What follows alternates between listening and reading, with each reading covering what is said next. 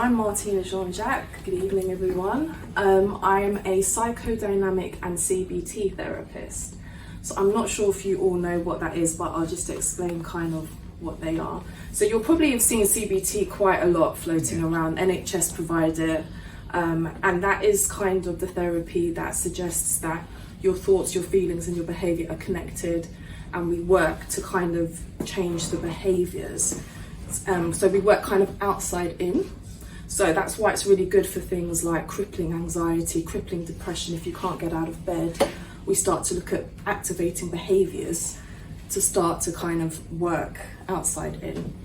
And then psychodynamic is the other way around. So psychodynamic is probably classic what you've seen on TV, not very good representations of sit on the couch, talk to me, kind of, and just tell me about your childhood, tell me about your history. And that's kind of more focused on relationships and the idea that a lot of our historic relationships, a lot of our unconscious thinking patterns affect who we are today. So CBT is more about let's look at the now, what's happening right now, let's fix that. And then psychodynamic is more about, okay, there's stuff in your past that's affecting who and how you are now.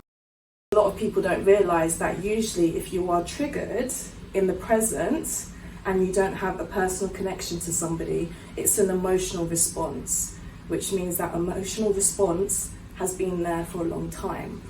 So that's why I'm really happy to have learned 2 different styles of therapy that I can help you with the present, but also kind of go back into your past. I came into this profession because I struggled with my mental health.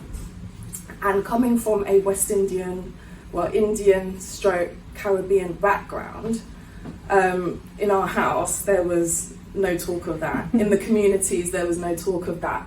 Even in some of the language that my family talk in Trinidad, some of the Hindi, there's no word for depression. So if there's no word for it, does it exist? It was kind of like get on with it, kind of, you know, if you're feeling sad, why should you feel sad? And I think it's particularly with us as a people, and I say us as in terms of immigrants, because if our family were not born here, we're already running on a mode of survival.